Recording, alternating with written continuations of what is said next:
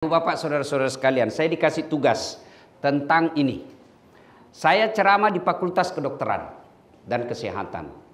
Saya selalu bilang, Ibu Dokter, keterlaluan seorang dokter kalau tidak baik imannya.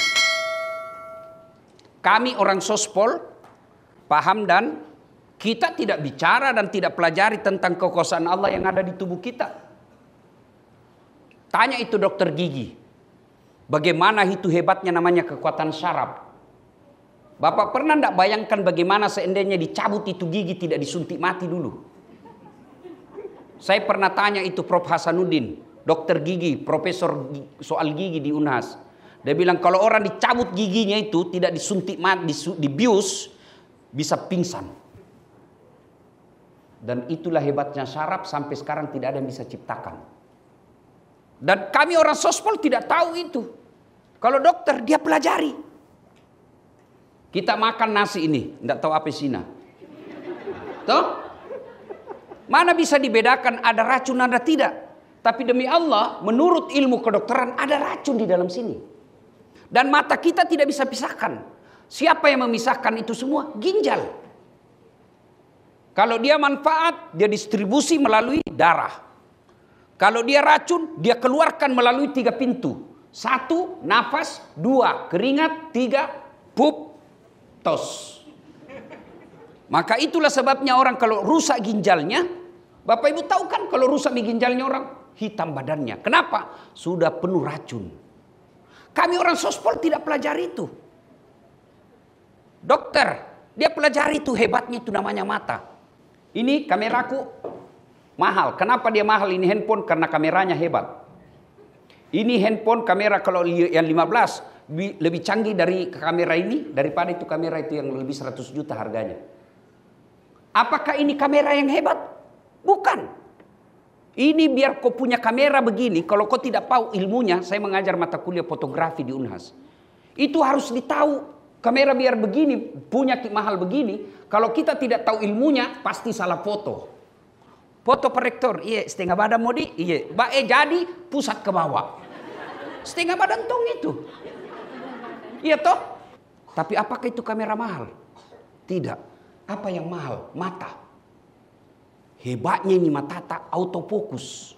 Begitu saya buka makaku, Prof. Hamdan. Tidak perlu kuputar-putar. Siapa itu dikabur nih? Tidak. Dan hebatnya lagi nih mata tak, Prof. Dia bisa bedakan mana istri, mana sekretaris. Mari Prof. Iya toh. Bayangkan kalau tidak bisa dibedakan istri, tak tukar-tukar istri tak. Kenapa ini malah lelai? Ternyata sekretaris. Aduh. Iya toh. Kami orang sospol tidak belajar itu. Maka saya selalu katakan, keterlaluan kalau dokter profesinya, dia tidak baik imannya. Mungkin kasar kalau saya katakan mati hatinya. Kaswatul qalbi. Dan keterlaluan seorang dokter kalau malas kau bekerja. Emaknya itu orang jadi dokter, tidak pernah kena komplain orang. Tek. Itu? Ustaz, ini resep tak 3x1. Tidak pernah kau itu tanya pasien. Anu deh 3x3 supaya cepat habis. Enggak toh, tapi kami Ustaz natanya gitu. Kenapa duhur rempah? Natanya gitu jamaah. Kenapa maghrib paling 3 Ustaz? Kenapa duhur tidak besar suara? Natanya semua gitu. Kenapa 33? Sebenarnya aku banyak bertanya deh. Karena kalau ke dokter kau juga tidak bertanya Joko. Maka pertama kalau Anda mau menjadi ASN yang baik, bersyukurlah. Bersyukur. Ribuan orang yang Bapak kalahkan ketika mendaftar jadi ASN. Tapi Allah pilih Bapak Ibu. Maka cara bersyukurnya kerjaku yang baik. Tapi yang kita lihat lebih bagus kerjanya itu pegawai honor daripada yang sudah punya NIP. Apa itu pegawai honor kasihan? Marah-marah terus dan apa? Mestinya dia kerja dan tidak masuk saya di akalku Prof kalau ada ASN bodoh bekerja. Kenapa? Nada itu poksimu. Bikin kau saja surah ada mi contohna. Apa ya? Iya toh? Tinggal kau isi-isi. Itu lagi, nah kau kasih lagi itu pegawai honor kau dong. Apa itu pegawai honor? Nah orang bilang, apa itu? PTT. Pegawai tidak tetap. 10 tahun kemudian TTP, tetap tidak pegawai.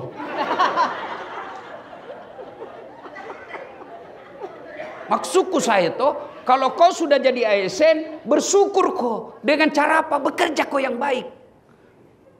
Kenapa banyak ASN tidak bagus kerjanya? Karena dia bekerja bukan lillahi ta'ala. Kalau niatmu lillahi ta'ala, insya Allah ulang-ulang kau runtuk gaji, tiap tahu kau menrek pangkatmu, maruntuk toko amal aku akhirat. Bulan-bulan kau dapat pahala gaji, tahun-tahun kau kena pangkat, akhirat pun kau dapat pahala. Kenapa? Karena kau jadi dokter melayani orang. Kau jadi dosen mengajar orang. Tapi kalau kau hanya cari muka sama Pak Rektor, muruntuk mukanya. Tapi kau tidak dapat pahalamu. Di akhirat nanti, ya Allah, mana pahalaku? 30 tahun saya jadi dosen Fakultas Kedokteran dan Kesehatan Masyarakat di UIN. Mana pahalaku? Malaikat berteriak balle-balle. Bohong jitu kalau dia bekerja karena mau dapat gaji, cari muka. Maka dia punggala talai. Kau dapat mito? Kau dapat mi? Apa yang kau minta di dunia kau dapat. Maka saudaraku bersyukur kepada Allah dengan cara apa? Bekerja yang baik. Itulah sebabnya kita orang Islam yang namanya etos kerja, niat. Coba buka deh buku fikih ibadah. Semua ibadah yang kita lakukan, itu kalau bicara sudah rukun-rukun, nomor 1 pasti niat. Coba buka rukun puasa, rukun haji, rukun sholat, niat itu nomor 1. Kenapa? Karena niat ini penentu. Itulah orang Bugis selalu mengatakan, pada cengi niatmu nak. Jak mucakkan niat. Kalau salah kau niatmu, capek kau bekerja. 30 tahun jadi ASN, tidak ada dapat akhirat. Begitu pensiun, mulai makin sakit-sakit. Gampang tersinggung. Kumpul mi semua penyakit. Tidak ada mi orang mau datangi ki. Ada mantan pejabat, nah bilang, deh dunia begini Ustaz. Saya bilang, jangankan manusia Pak. Kucing saja, kalau nak tahu tidak ada ikan di rumahmu, tidak masuk itu. Maka Pak Rektor itu banyak orang datangi ki. Waktu tak masuk rumah jabatan Pak, banyak orang datang. Tapi begitu nanti keluar ke rumah jabatan, kamu pembantu tidak mau miantar ki. Nah, kalau kau niatmu cari muka, pasti kau stres. Tapi kalau niatmu lillahi ta'ala, bahagia. Tanya memang niat iko lo sapa, pungal ta'ala melo pakai sini. Maka orang yang bekerja lillahi ta'ala, dia mengajar baik, ya, dia jadi cleaning service baik, dimarahi tidak tersinggung. Karena tong itu pegawai, dikasih pekerjaan. Sudah ibu, sudah Pak, tinggal di print. Belum sudah namanya itu. Ketawa kok karena kau begitu semua.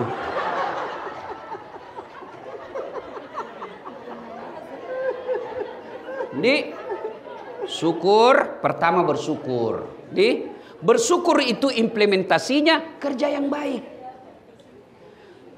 Kalau ada orang baik sholatnya dan tidak bagus kerjanya, pasti ada masalah dengan sholatmu. Tolong luruskan saya kalau saya salah. Inna salata tanha anil fahsya'i wal munkar. Sesungguhnya sholat itu mencegah kalian dari perbuatan keji dan mungkar. Kalau orang yang baik sholatnya, insya Allah jujur. Mana buktinya? Coba kalau bapak sholat di kamar, duhur. Jujur gitu? Ibu, mantan-mantan tidak ada lihat kina bilang 2 rakaatmu deh. Enggak. Jadi kalau orang yang sholatnya baik sebagai ASN, pasti jujur. Kalau kepada istri bagaimana Ustaz? Oh, kadang-kadang perlu kita bohong. Bolehkah? Boleh. Ada 3 bohong yang dibolehkan dalam agama. Satu di antaranya, bohongnya seorang suami untuk menyenangkan hati istrinya. Itu boleh. Tambah cantik kok kuliah sayang. Padahal manalah tambah cantik nah tambah tua. Mak belemu tuh. Tapi perempuan suka biar dibohongi. Mama Nece itu kalau ku kasih tahu senyum-senyum, tambah muda ki kuliah padahal ku tahu-tahu bilang saya bohong. Ya. Tapi kalau soal kerja, jujurlah, karena ketika kau bohong maka akan menutupi semua kejujuranmu. Saya orang-orang di sekeliling saya yang kerja sama saya selalu sampaikan, kau jujur sepahit apapun. Dan kalau kau bohong, insya Allah dengan izin Allah pasti saya tahu. Saya tidak tahu kenapa, tapi ada tong kelebihanku. Kalau orang bohongi kak, kalau enggak saya tahu sekarang, suatu waktu saya pasti tahu dia bohong. Maka kalau kau salah, jujur. Kalau kau dikasih amanah, jujur. Kalau disuruh kau bikin kue 10, bikin kau 10. Jangan kau 9 kau bikin, baru kau lapor 10. Bikin kau pelatihan 1 bulan pelatihanmu, jangan kau diskon 13 hari. Kalau kau dapat memang duniamu, muruntuk ya rem sapai lino, muruntuk duit tapi dia nama berkah. Kalau sudah tidak berkah itu kau punya hidup dalam bekerja, maka anakmu anak durhaka. Istrimu melawan. Ya? Jujur. Apalagi orang yang sholat. Pasti bersih. Mana buktinya orang sholat bersih? Tidak mungkin Bapak sah sholatnya kalau tidak wudhu. Kecuali dalam keadaan darurat. Tayamum. Jujur. Kemudian bersih. Kemudian disiplin. Orang yang bagus sholatnya pasti jadi ASN yang disiplin. Mana buktinya? Tidak mungkin kau sholat duhur jam 5. Tidak mungkin kau sholat subuh jam 10 pagi. Kecuali ketiduran. Kalau ketiduran, Allah masih tolerir. Kalau tiap pagi, kurang ajar kau namanya. Orang pasti disiplin. Ini mau saja deh nilai-nilai sholat kau amalkan dalam sebagai ASN, insya Allah baik kerja. Apalagi yang dibutuhkan seorang ASN, fokus. Banyak orang gagal bekerja karena tidak fokus. Apakah betul orang sholat fokus? Iya. Mana simbol fokus dalam sholat? Kiblat. Orang kalau sholat harus cari ilmu, syaratnya cari dulu. Kecuali dalam hutan tidak ada cahaya, tidak ada sama sekali, menghadap kemana saja boleh. Maka ketika bekerja, fokus. Itulah sehingga kalau dulu boleh orang profesor, meskipun sarjananya S1-nya sospol, S2-nya ilmu hukum, S3-nya administrasi. Boleh dulu. Kalau sekarang Prof, tidak bisa tuh, harus linear. Itu fokus namanya. Itulah sehingga dalam ilmu kedokteran ada tuh namanya spesialis. Fokus ki. Dokter umum dulu. Kurang pasien. Ya, aku tahu jadi semua bila. Gitu? Nah, supaya banyak pasien, kita sekolah THT. Spesialis hidung tenggorokan. Kalau saya inilah dokter paling berjasa kalau buat saya. Karena ini tugasnya, hidung tenggorokan. Karena biar jago ceramah kalau tenggorokan sudah bermasalah, tidak bisa nih. Saya pernah dapat, wallahualam benar atau tidak, Ariel Peter Pan itu sekarang dilarang menyanyi. Kalau saya tidak salah, saya dapat postingan. Kenapa? Pita suara, suruh istirahat dulu. Penceramah juga begitu. Nah, maka saya selalu konsul ke THT. Telinga, hidung, tenggorokan. Mau lagi-lagi spesialis, ada lagi khusus tenggorokan. Begitu juga dengan bedah kan. Ada bedah umum. Ada lagi spesialis lagi, bedah saraf, bedah tulang. Nah, itu semua fokus. Jadi bekerja fokus. Yang berikutnya, kalau orang bekerja mau sukses ini, jangan takabur, jangan matempo, jangan sombong. Tidak ada orang suka itu orang sombong, Pak. Jangan sombong. Kalau kita berbicara tentang ASN itu kalau dulu ASN itu disebut abdi negara. Tahu namanya abdi negara? Hamba. Hamba. Abdi negara. Dan Quran telah memaparkan, nah buka lebar-lebar mau ke itu Quran. Ini pelajaran bagi kalian abdi negara. Apa? Fir'aun. Yang kedua, Masita. Masita itu abdi. Fir'aun ini rektor. Bos. Wali kota, gubernur, menteri. Ya. Kurang apa Fir'aun? Hebat itu Fir'aun. Cerdas, gagah, kaya, punya pasukan. Tapi karena takabur, sombong, Allah hinakan hidupnya itu Fir'aun. Mana buktinya Allah hinakan Fir'aun? Diharamkan masuk surga. Dia abadi dalam neraka. Karena dia sombongnya. Mana lagi laknat Allah bagi manusia zaman sekarang? Fir'aun manusia paling tinggi elektabilitasnya. Tidak ada orang Islam tidak kenal Fir'aun. Terkenal toh. Satu dunia kenal. Tapi karena sombong, Allah hinakan. Mana buktinya? Tidak ada satu warga UIN mau kasih namanya anaknya nanti Fir'aun. Iya toh? Sebaliknya, Masita, abdi. Abdi. Tapi karena dia baik, cinta kepada Allah, maka Allah muliakan hidupnya. Mana buktinya? Nabi Isra Mi'raj, Nabi mencium ada harum yang sangat luar biasa. Terpesona Nabi. Jibril, bawa apa ini? Harum sekali. Tidak pernah kudapat harum seperti ini di dunia. Jibril menjawab, itulah rohnya Masita dan keluarganya. Apa cukup sampai di situ? Tidak. Allah lagi muliakan Masita kepada manusia zaman sekarang. Mana buktinya? Berapa banyak orang Islam namanya Masita. Maka kalau jadi dokter kok jangan takabur. Jangan sombong. Jadi rektor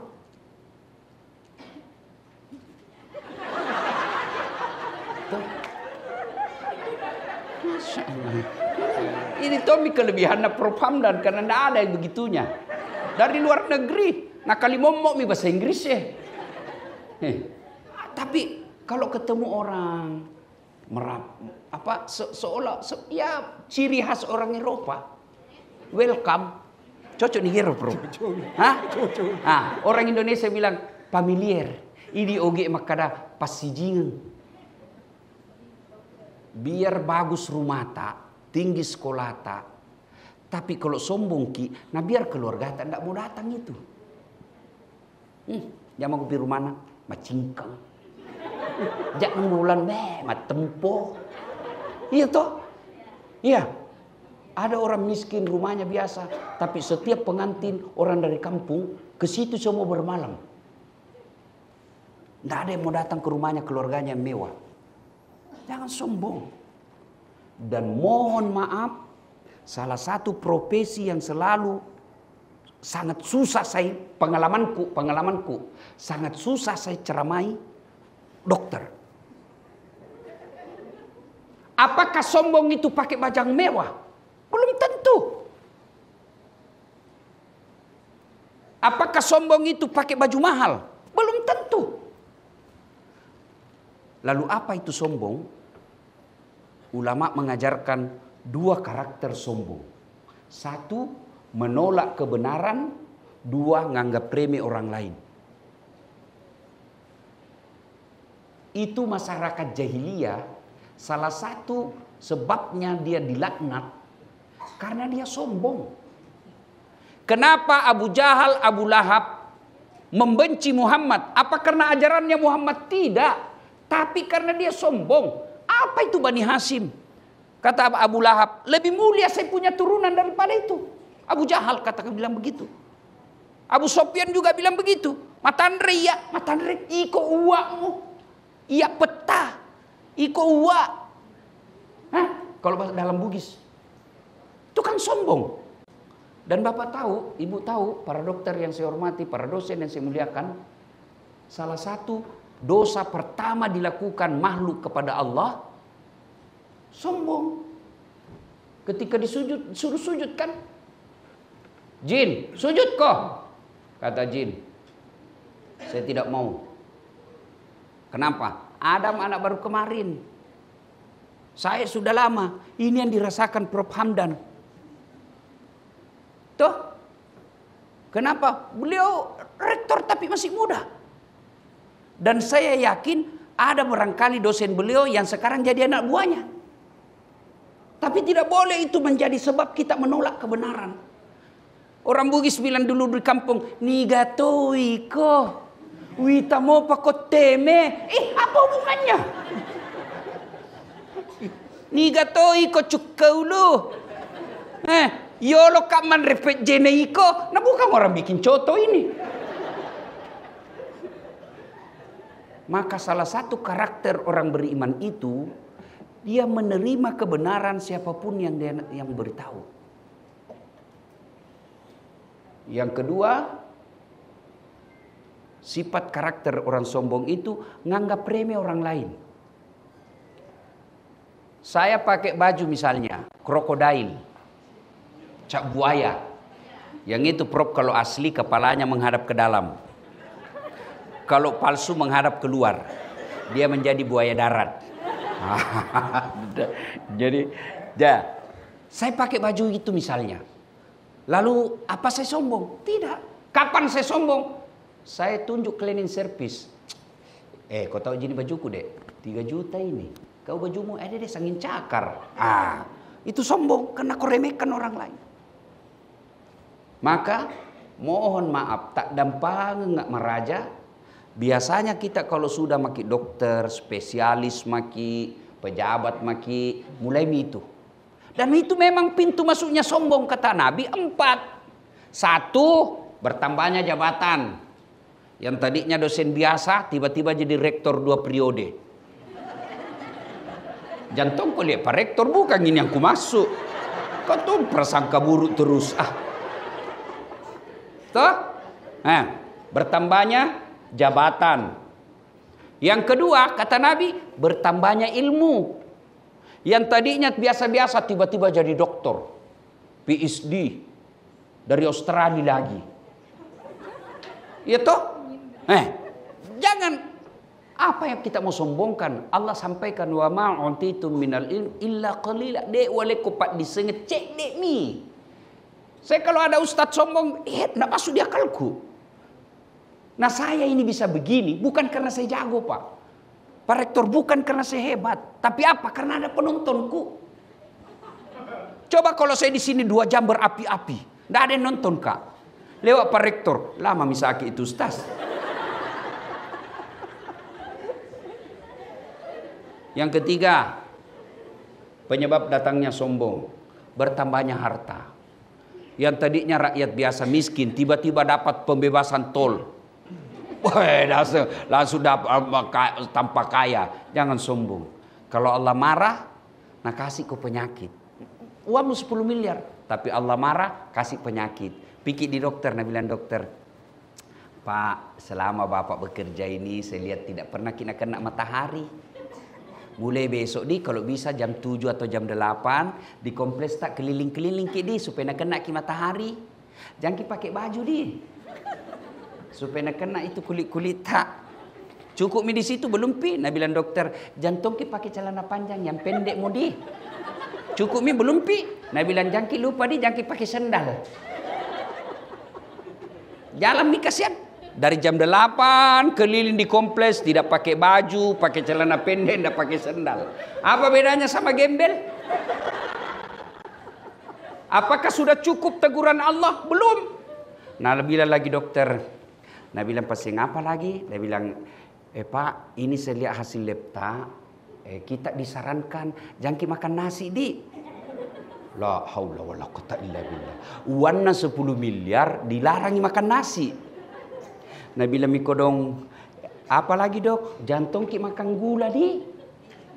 Apalagi dia bilang jangan juga makan garam. Kurangi minum susu. Jangan makan yang berlemak-lemak. Jantung ki makan yang pedis. Jangan makan ayam, telur. Dalam hatinya, jadi apa je bisa ku makan dok? Nah bilang menurut hasil lepta, anu je bisa kita makan ubi. Apa semua ubi dok? Nah bilang enggak. ubi yang warna uji bisa kita makan. La haula wala quwata illa billah. 10 miliar duina ubi ini bisa na makan. Apa itu? Apa mau sombongkan dengan harta itu? Yang keempat, kata Nabi, bertambahnya popularitas dan kegagahan, kecantikan. Itu penyebabnya itu. Nah, toh, apa mau disombongkan dengan cantik? Ibu Dekan, cantik dilihat sekarang. Tapi 70 tahun, biar pergi kau di apa namanya itu bleaching, apakah namanya itu ya. Ah, skim, itu nih. Biar kau oke lah, kau tetap awet muda, tapi nak kena kau stroke, apa? Langsung bengkok mukamu. Mak bebe nyok, jangan kau begini. Pasti kawin lagi suami ini. Ya toh? Maka kita biasanya ASN punya peluang untuk sombong kalau pulang ke kampung. Tahu wah, pegawai nak nala baca. Kege mak jama o korektor UIN. Tahu aga nuna sikulana poli Australia doktor PhD. Ya. Ya. Makin rendah makin baik. Tuh. Kemudian yang paling penting, kalau kita ASN itu jangan kau pernah berharap bisa kaya. Makanya disebut ASN. Kalau kau cari kaya, bukan kau jadi ASN, jadi kau pengusaha. Seperti Aksa Mahmud, seperti Pak JK. Kalau mau kau jadi ASN, ya sepertilah Pak Hamdan. Seperti Dasat Latif. Ya toh? Jangan berharap kalau kau kaya nak pegawai negeri kau tajan nih. Nah peresa kau KPK. Ya, maka bapak ibu salah jadi dosen kalau mau kaya. Saya tidak tahu di UIN, Prof. Kalau saya itu membimbing skripsi tak 3 bulan. Hah? Berdarah-darah otak si Gea waktu ujian. Kamalu tongki kalau diserangnya anak mahasiswa tak? Kelihatan kita yang bodoh. Iya toh? Bertahan kita tak 2 jam. Waktu seminar mi. Berapa honornya? Apa? Tidak sampai 300.000. 150.000. Kapan dibayar? 3 bulan. Potong pajak 15%. Mau kok kaya 300.000? Pembali coto lagi tenang gana. Tapi kata Allah wala ta'esu min rauhillah. Jangan peturenu, jangan putus asa. Jangan kau cari uang di sini, tapi cari kau uang di tempat lain. Orang biasa curiga, kenapa Ustaz bisa bangun masjid begini. Mobil mewah-mewah. Jangan salah, satu banyak temanku orang kaya. Yang kedua, kuat cari uang. Maka kalau bapak ibu pegawai negeri itu Pak, insya Allah kau tidak akan miskin. Memang susah kaya tapi insya Allah tidak kau miskin. Apa yang membuat kita miskin? Selera. Akhirnya apa? Tidak pernah keluar kursus itu SK. Belum pijadu tempo perpanjangan misalnya. Kenapa? Seleramu matan relade bos. Ya kau 5 juta mi gajimu siulang, 7 juta ji gajimu 1 bulan, gaya hidupmu 5 juta insya Allah tenang kok. Kapan kau menderita? 7 juta gajimu, gaya hidupmu 10 juta. Maka pasti kau ngeredit. Akhirnya apa? Tidak bisa kau nikmati itu gajimu. Karena begitu mau jatuh tempo stres sama kau sedek. Ya, itu pegawai negeri apa sih hebatnya? Kalau kau cari harta tidak mungkin. Nah bilang orang, berapa gajimu dah saat? 9 koma. Wih, ini kapan nasa gaji naladase? Kan di Makassar gitu nama aku dasat. Kalau di kampung ladase. Ini kapan nasa gaji na 9 koma? Saya bilang iya, tanggal 9 sudah koma. Jadi, kunci semua itu insya Allah kalau ditutup dengan sabar dan syukur. Ya, ibu bapak saudara-saudara sekalian, jami terlalu panjang. Ini mau saja, ya.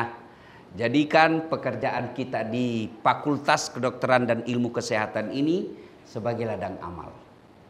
Kalau itu kita jadikan prinsip ladang amal, maka biar tidak ada perintah dari rektor, perintah dari bu dekan, pasti kita selesaikan dengan baik. Kenapa? Saya bukan cari muka sama rektorku, saya bukan cari muka sama dekanku, tapi saya mencari ridha Allah.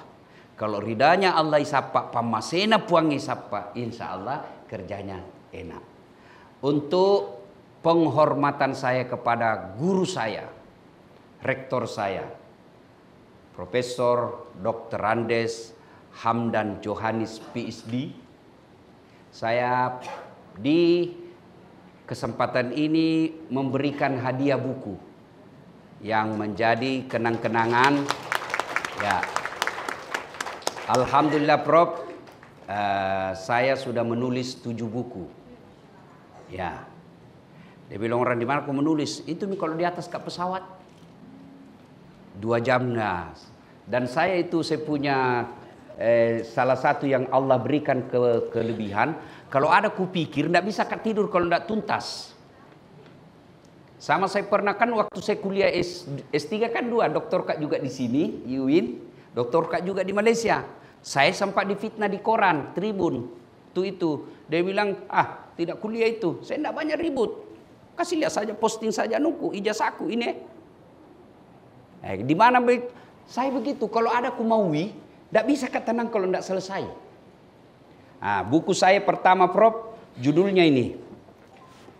Yang pertama sekali, pengalaman saya ikut pilkada 2014. Di Kala Kostas tidak, cuma suaranya Pak Dani lebih banyak.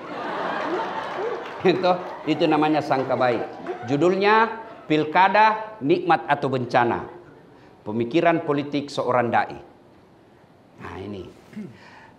Kemudian buku saya yang kedua judulnya Islam yang diperdebatkan. Ini tulisan saya waktu mengambil S3 di sini. Makalah-makalah tentang masalah-masalah khilafiyah. Rokok, euthanasia, suntik mati.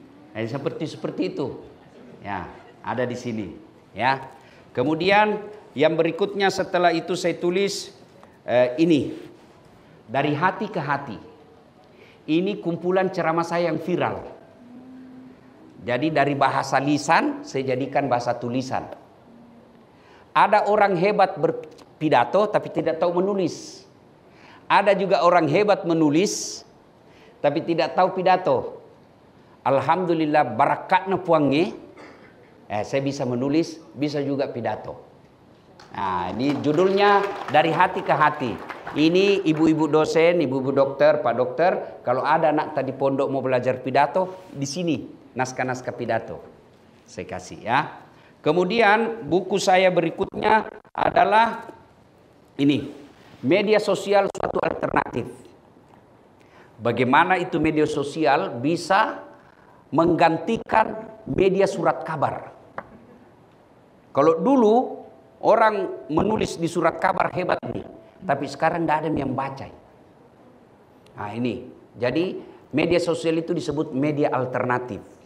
Nah ada di sini. Ini sebagai dosen komunikasi. Kemudian tulisan saya berikutnya adalah jurnal. Ini pedoman buku pegangan jurnalis pengabdi kebenaran. Ini intisari dari disertasi saya di Malaysia yang saya berbicara tentang objektivitas media. Tidak ada media yang objektif. Bahkan John C. Merrill katakan objektivitas itu hanya mitos, tidak mungkin. Tidak akan pernah Bapak nonton TV One mengeriti bisnisnya Abu Rizal Bakri. Ya kan? Tidak akan pernah Bapak dengar bisnisnya Pak Alwi Hamu dikeriti oleh Fajar. Nah, itu tidak akan, ya. Nah, ini. Kemudian lama berikutnya, nah ini intisari daripada disertasi saya di UIN. Ini. Nah, napas hukum Islam dalam membangun kerukunan umat beragama. Maqasidul Syariah, dari bagaimana menciptakan kerukunan umat beragama. Nah ini. Yang terakhir ini pengalaman hidup saya. Judulnya, Bapakmu boleh miskin, tapi Tuhanmu maha kaya. Nah, ini saya tidak bagi-bagikan semua ke kita. Panrak nak ya. Toh, bagaimana caranya? Pima kita toko Gramedia, ada semua di situ. Saya persembahkan dengan penuh penghormatan kepada guru saya, dosen saya, Bapak Rektor, Profesor Dr. Andes Hamdan Johanis, PhD.